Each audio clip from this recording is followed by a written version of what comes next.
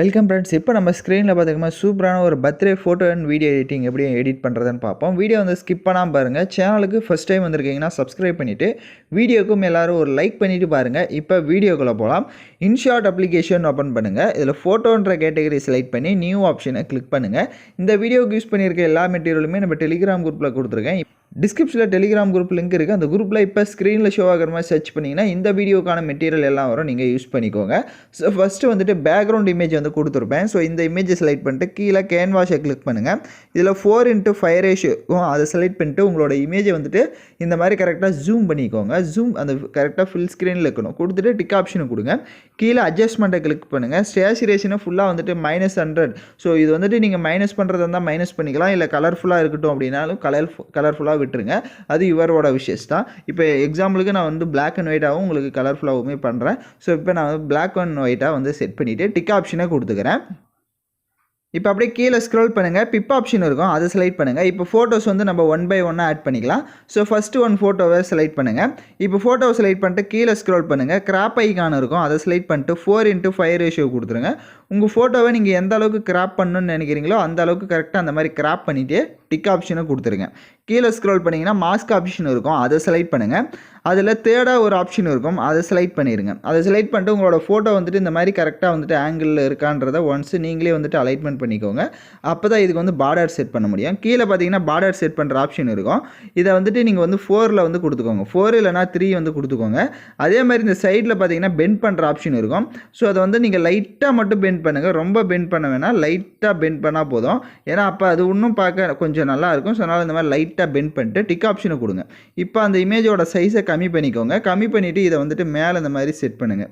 இப்போ நான் எப்படி செட் பண்ணியிருக்கிறேனோ சேம் இதே மாதிரி சைடில் வந்துட்டு மேலே இந்த மாதிரி செட் பண்ணிவிட்டு கீழே ஸ்க்ரோல் பண்ணுங்கள். காப்பின்னு இருக்கும், அந்த இமேஜை காப்பி பண்ணிவிட்டு அதையும் கீழே அதுக்கு கீழே லைட்டாக ஸ்பேஸ் விட்டு இந்த மாதிரி செட் பண்ணுங்கள். கீழே ரீப்ளஸ்ன்னு இருக்கும், ஸோ அதை கிளிக் பண்ணுங்கள். நெக்ஸ்ட்டு எந்த ஃபோட்டோ எடிட் பண்ணலான்னு இருக்கீங்களோ அந்த ஃபோட்டோவை செலக்ட் பண்ணுங்கள். இந்த ஃபோட்டோ உங்களுக்கு அலைட்மெண்ட்டாக இருக்காது. கீழே கிராப் ஐக்கானை கிளிக் பண்ணுங்கள். 4:5 ரேஷியோ கொடுத்துட்டு இதுவும் அதே மாதிரி தான், எந்த அளவுக்கு வேணும்னு நினைக்கிறீங்களோ அதை கொடுத்துட்டு டிக் ஆப்ஷனை கொடுத்துருங்க. ஃபோட்டோ அதுக்கு கீழே கரெக்டாக இருக்கான்றதை ஒன்ஸு செக் பண்ணிக்கோங்க.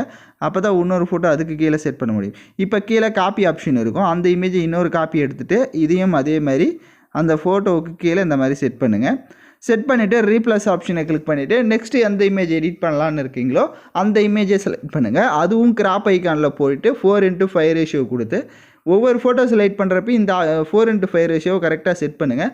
அப்போ தான் உங்களோட இமேஜ் சைஸு கரெக்டாக வரும். இப்போ சைடில் செட் பண்ண வாட்டி மறுபடியும் கீழே பிப் ஆப்ஷன் கிளிக் பண்ணுங்கள். இப்போ ஃபோட்டோஸ் வந்து பேக்ரவுண்ட் எரேஸ் பண்ண ஃபோட்டோவாக இருக்கணும். உங்களுக்கு ஃபோட்டோ பேக்ரவுண்ட் எரேஸ் பண்ண தெரியல அப்படின்னா டிஸ்கிரிப்ஷனில் வேணுன்னா வீடியோ லிங்க் கொடுத்துருக்கேன். அந்த வீடியோ பார்த்து உங்கள் ஃபோட்டோவை நீங்கள் பேக்ரவுண்ட் எரேஸ் பண்ணிக்கோங்க. இப்போ நான் ஆல்ரெடி எரேஸ் பண்ணி வச்சுருக்க ஒரு ஃபோட்டோவே செலக்ட் பண்ணிக்கிறேன். இப்போ ஃபோட்டோவை செலக்ட் பண்ண வாட்டி கீழே ஸ்க்ரோல் பண்ணிங்கன்னா மாஸ்க் ஆப்ஷன் இருக்கும், அதில் சர்க்கிள் ஷேப்பை கிளிக் பண்ணுங்கள். இதில் உங்களோட ஃபோட்டோவை நீங்கள் எந்த அளவுக்கு கிராப் பண்ணலான்னு நினைக்கிறீங்களோ அந்த அளவுக்கு இந்த மாதிரி கிராப் பண்ணிவிட்டு அது கீழே லைட்டாக பெண்ட் பண்ணுற ஆப்ஷன் இருக்கும், அதாவது ஷேடோ மாதிரி செட் பண்ணுற ஆப்ஷன் இருக்கும். அதை லைட்டாக வந்து செட் பண்ணிவிட்டு டிக் ஆப்ஷனை கொடுங்க. இப்போ அந்த இமேஜை ஜூம் பண்ணிக்கோங்க.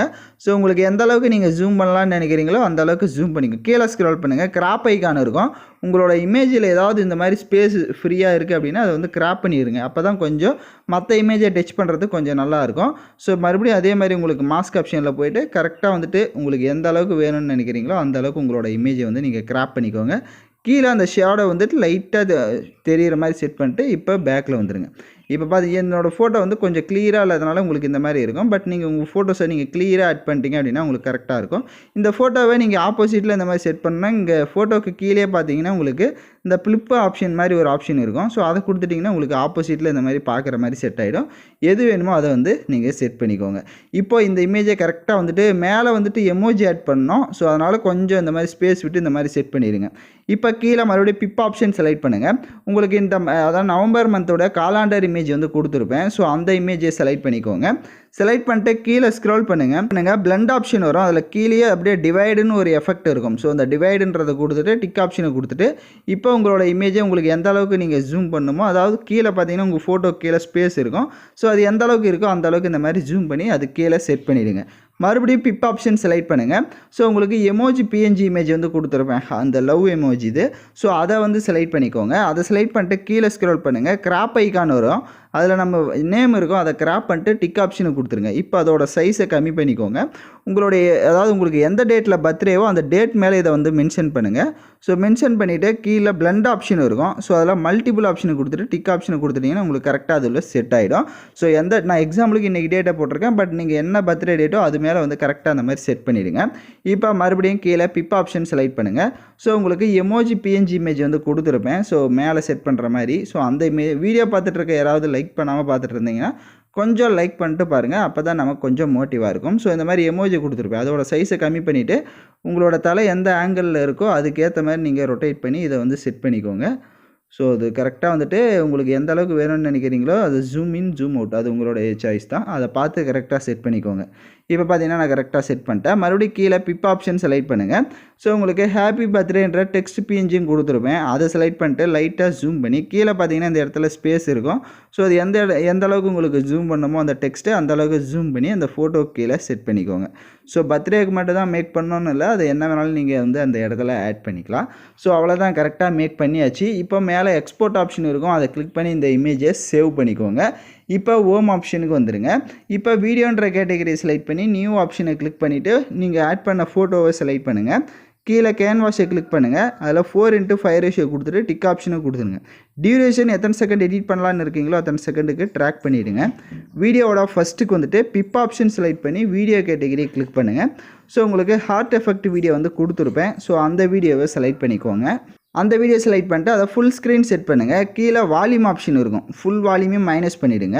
அப்படியே பேக்கில் வந்துடுங்க. பிளண்ட் ஆப்ஷனில் ஸ்க்ரீன் ஆப்ஷனை கொடுத்துட்டு டிக் ஆப்ஷனை கொடுத்துருங்க. வீடியோவோட ஃபஸ்ட்டுக்கு வந்துடுங்க. கீழே ஆடியோன்னு இருக்கும், அதை செலக்ட் பண்ணி மியூசிக்கை கிளிக் பண்ணி மை மியூசிக்கை கிளிக் பண்ணி ஓனாக நீங்கள் என்ன சாங் ஆட் பண்ணலான்னு நினைக்கிறீங்களோ ஆட் பண்ணிக்கோங்க. அவ்வளோதான், வீடியோவை நம்ம பக்காவாக மேக் பண்ணியாச்சு. நான் சொன்ன ஸ்டெப்பை கரெக்டாக ஃபாலோ பண்ணிக்கோங்க. ஏதாவது டவுட்ஸ் இருக்குன்னா வீடியோவை ரிவைண்ட் பண்ணி பார்த்து கூட நீங்கள் எடிட் பண்ணுங்கள். அதை நீங்கள் ஃபோட்டோவாகவும் எடிட் பண்ணிக்கலாம், இந்த மாதிரி வீடியோவாகவும் மேக் பண்ணிக்கலாம். எந்த டைப்பில் வேணுமோ அதை யூஸ் பண்ணிக்கோங்க. ஸோ யாரெல்லாம் கரெக்டாக எடிட் பண்ணிங்களோ கமெண்ட் பண்ணுங்கள். இந்த மாதிரி வீடியோஸில் நீங்கள் நம்ம சேனலில் தொடர்ந்து பார்க்கணுன்னா சேனலை சப்ஸ்கிரைப் பண்ணிவிட்டு லைக் பண்ணிவிட்டு பாருங்கள். Thank you for watching this video.